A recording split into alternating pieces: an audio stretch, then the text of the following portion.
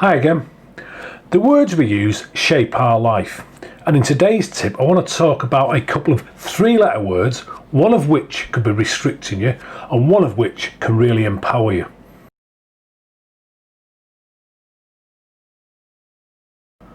I'm Kevin Gallagher from Momentum Performance Coaching, and we help business owners to take control of the business so they can enjoy more of a life.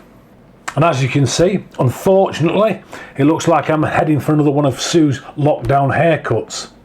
That'll teach me to plan better. Our words are really powerful, and some words empower us, and there are some words that limit us. And a word that definitely limits us is the word but. So question for you. Did you realise that using the word but actually does limit your potential? Now let me give you an example. I'd like to achieve more in life, but I can't because I have this problem or I have this situation. What naturally comes after the word but tends to be the reasons and excuses that you give yourself. And by verbalising them, it leads to you strengthening that excuse or that reason into a solid belief.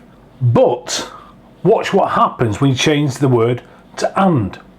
I'd like to achieve more in life, and in order to do that, I could perhaps start doing this or that, or I could stop doing this or stop doing that. So instead of coming up with excuses or reasons, by the nature of the word you choose, your brain instead switches to look for potential solutions. So when you use the word but, it comes up with excuses and reasons. When you use the word and, your brain switches to find some kind of solution that you can use in order to achieve what you want. So think about switching from but to and watch what happens to your resourcefulness. Another example I'd like to give you is when you want to give someone feedback to others. You did some great work today, but, and then you give your real feedback.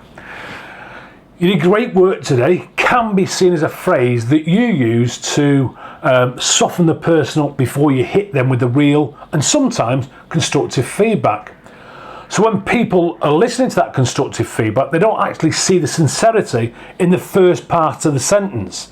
You did great work, but, and that but is a warning siren to the receiver that they're about to get criticised. And when criticised, people have a tendency to get a little defensive. But watch what happens when you use the word and. You did some great work today, and in order to make it even better, it is something you could do in the future. By using this approach, you're sincerely giving credit or praise up front, and you're augmenting that, you're adding to their value. If they do this, this and this, they can be even better.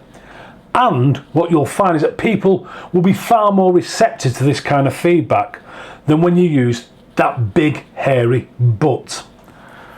It only works, so give it a go. You'll thank me later. Now go out there and you make it a cracking day.